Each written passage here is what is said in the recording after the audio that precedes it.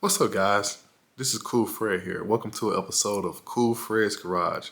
Stick around for the next topic. All right, guys. Today we're going to be talking about a dash cam that I plan on installing. This is the Viafo A229 Duo. This is a front and rear dash cam kit that allows you to shoot the video, while you in front, while you're driving in traffic, and also catch vehicles behind you in the rear. It has a front main camera and a smaller rear camera, and this one does 2K on both the front and rear cameras. That's one reason I chose this one. Basically, just doing research. I actually seen somebody with the Viafo brand come through the shop on the BMWs.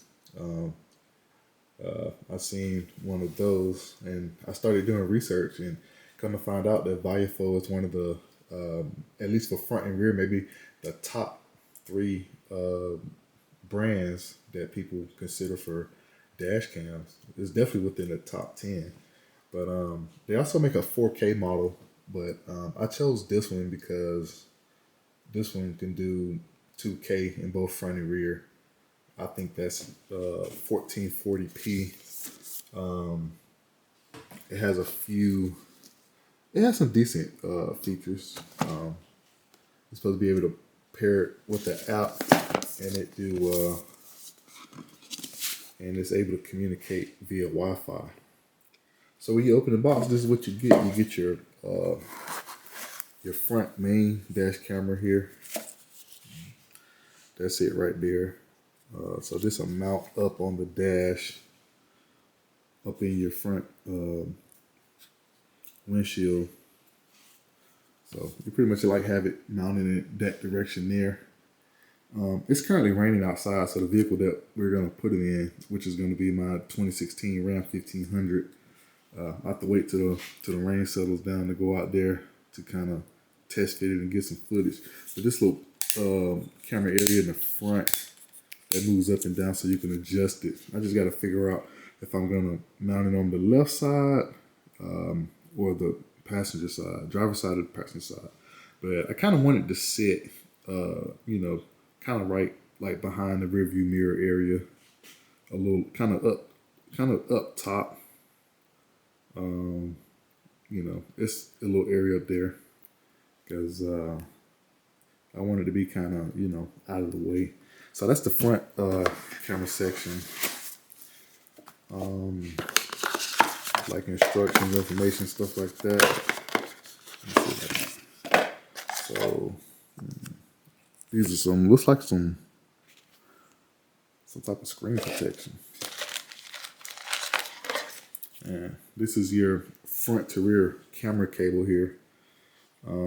So this is got some small and compact connections that should allow me to route it real good. Like I did mention, I will be installing this in my truck, and one of the windows in the rear, I'm gonna have to mount it on the left side somewhere, kind of up at the top, because I do have a motorized slide mirror, power slide like middle window that moves.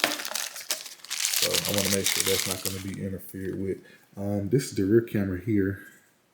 So it'll basically mount up to your windshield, and then you can also adjust this thing. It twists and moves, and that's the connection there to get it. So it's pretty sleek and compact. I like that too. So I should be able to run my wire up, neatly out of the headliner, because I'm going to try to tuck all those wires behind the headliner.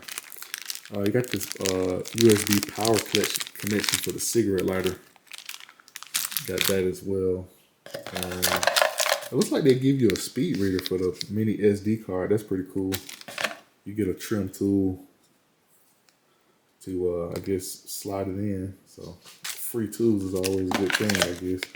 And I guess this right here, this is a USB-C cable, maybe a sync cable, so you can power it up to your computer and things like that. All right, I'm gonna talk about a few of the accessories I got. I got this 128 gigabyte SD card. It seems like when you're buying this thing, you get the option of all these accessories. This right here is a polarized lens filter. Basically, it goes over the front camera and keeps the sun rays out. Like in the morning when the sun is coming up, or in the evening when it's setting, kind of keep the glare from the sun out, almost like polarized sunglasses. And another little thing that I thought was cool, because this is a hardware kit. So basically, you can hardwire this into the vehicle's electrical system with basically ignition switched on power, a constant power, and then you connect it to a body ground. I'm gonna talk more about that in a little bit, because this dash cam has the feature to be able to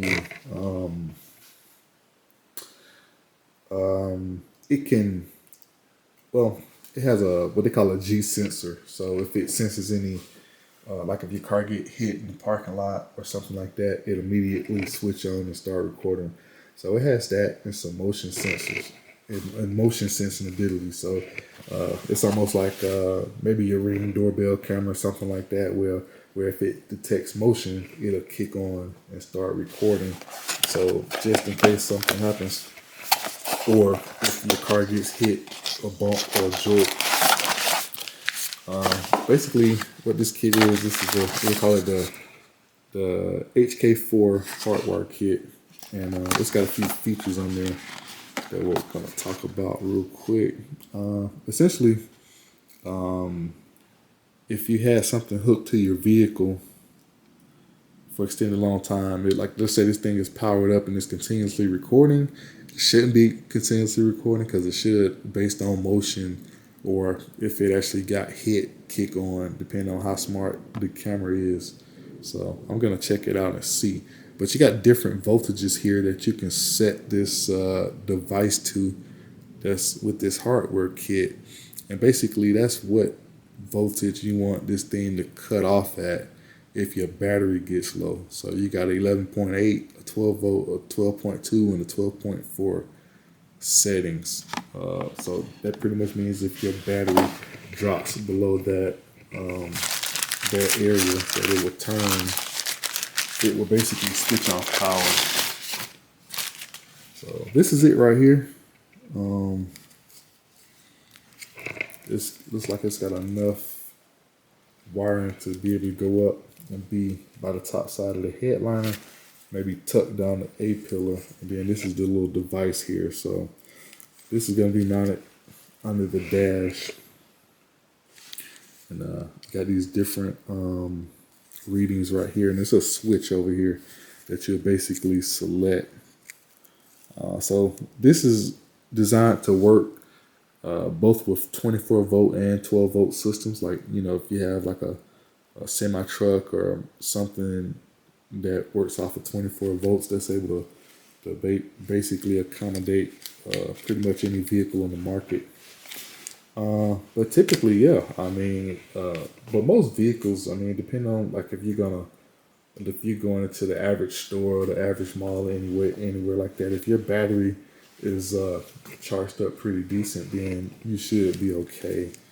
I might just leave it around, I guess it's going to be somewhere probably between 12.2 and 12.4, because all my automotive guys know that a good hot battery is around 12.6 volts. That's at 100% charge. And a lot of times when you drive and you park, you have a surface charge on your battery that's around like maybe 12.8 or sometimes 12.9 volts. But if the battery is older age, the battery, it might be only about 70 to 75% charge. But the thing is, 12.2 kind of represents a battery that's maybe only like 25 or 30% charged. Or maybe a little, I think it may be 50% for the 12.2. So I might just let it just shut off at 12.4. So I don't know. I'll play around with those two. So it'll be 12, either 12.2 volts or 12 point. I think 12 volts is kind of low, or 11.8. I mean, that's just kind of low, because you don't want to be in a predicament where your vehicle won't start because you have something that's just constantly draining power from it. So yeah, I'm just gonna be installing this and seeing how it goes. So what I plan to do is I'm gonna get it installed. Maybe show kind of where I got it mounted at. I'm not sure, because I'm pretty much in more of a rush to get it installed, because I've been putting it off for the past few weeks. Because the thing is, I stay in the metro Atlanta area, you know, so I drive through Atlanta to go to work, and basically, you know, going through, you know, I-20 to 285, all these different expressways, rush hour traffic. The traffic gets crazy. It's always lots of accidents and things like that, or crazy drivers, you know what I'm saying?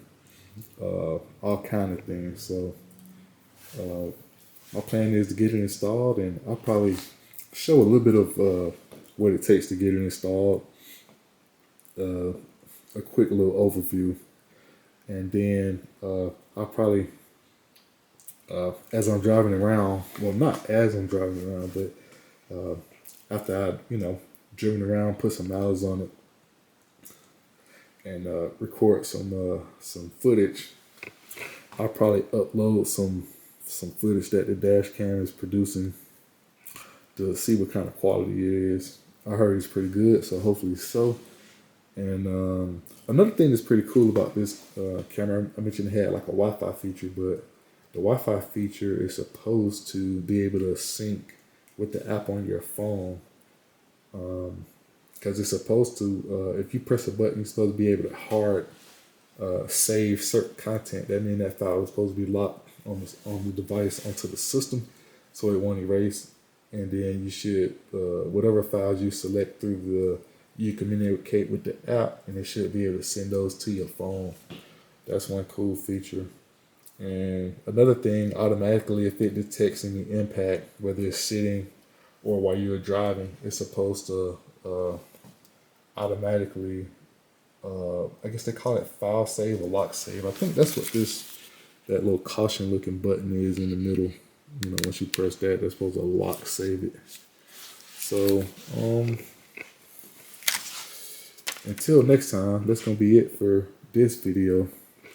I'm not sure if I'm going to add the other one in with this one, because this one is already pretty long. It's already over a few minutes long. It's just me talking about this.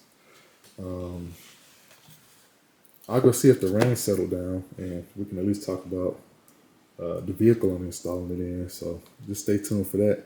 Thank you guys for hanging out with me at Cool Fred's Garage. So, all right, guys, this is what comes in the box when you get your Viafo A229 dual camera here. You get the main camera unit itself. This is what's going to mount to the front windshield. You got that. Got some instructions. It looks like some type of screen protector, but that looks kind of big for that right there. But get your cable to connect your front and rear cameras together. This right here. This right here is your rear camera. Both of these can record 2K at 1440p. Got your accessory kit, cigarette lighter power adapter to power the camera up. They give you a nice little trim tool. Some extra two-sided tape pads, just in case I guess you mess one up. And it looks like they give you a square SD card reader, a USB style SD flash card reader. So that's pretty cool. So that means you can upload your content from your video or events from the dash camera pretty quickly.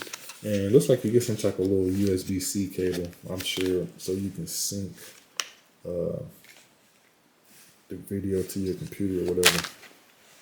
Alrighty. So this right here is the vehicle that we're going to be installing the dash cam in. So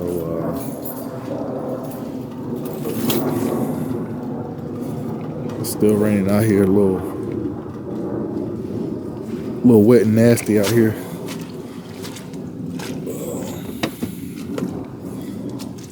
All right. So pretty much I plan on putting it up in here somewhere.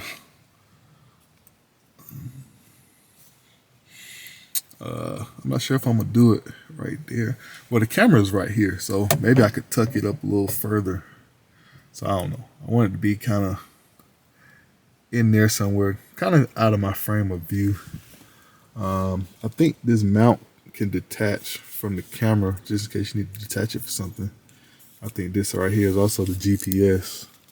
I think I've seen that in the stuff where that can detach. Yep, this is gonna be either over here or maybe a lot of people like to mount it on the passenger side. Maybe somewhere right in there, because that looks kind of cool. Like it might be nice and out of the way. And maybe also kind of a little hidden too, so we'll see. Then I can adjust this part. Like I was saying, this part right here rotates up and down. And this where the polarized lens cap will go. Now the other one will let's see, will go somewhere on that passenger rear side, because this sliding window is back here and it slides. It slides to the right. Well, to our right, but actually to the left side. It slides to the passenger side. So that would overlap the other window. So my only option is to put it on this one, the passenger side rear. So we'll go back there and check out where I plan on putting it. All right, I just want to let you guys know that I was right about this this GPS mount, but you can take it off. It does. It slides out, and it provides an area for it to mount. So I guess for any reason, if you needed to remove it and take it out without completely dismounting this part here from the vehicle, and I think I have kind of decided that I think I want it on the passenger side, because you know my rear view mirror kind of tilts my direction a little bit.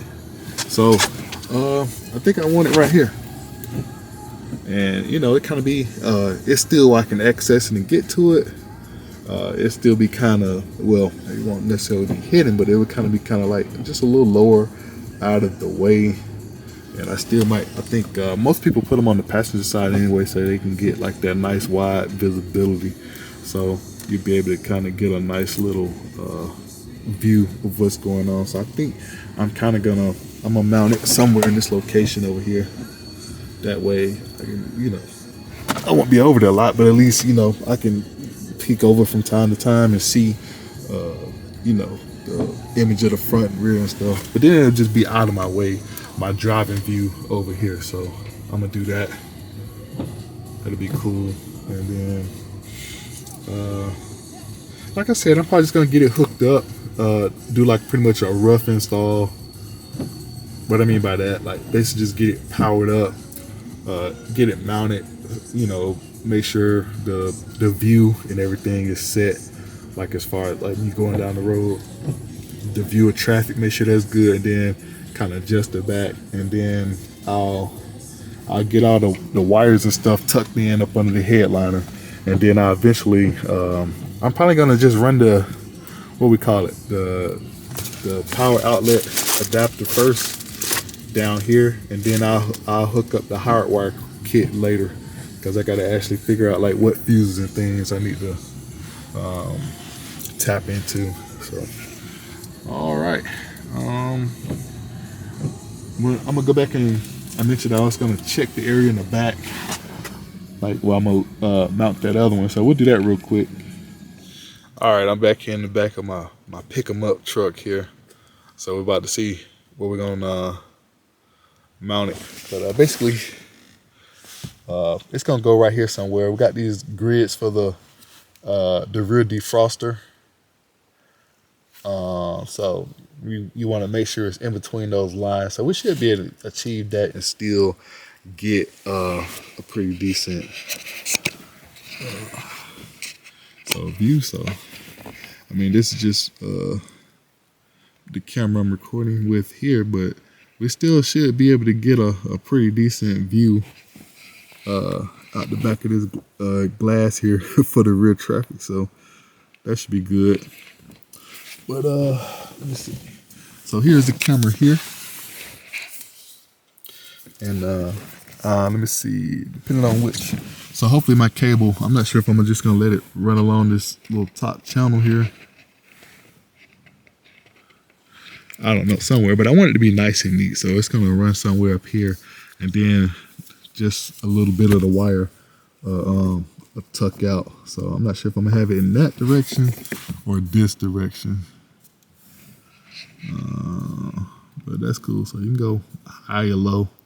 I'm not sure if I'm leaving it at its highest point or put it right there, but it'll be kind of somewhere in there. That way it's out of the way. My daughter normally sits back here. So, I mean, it's a few different options.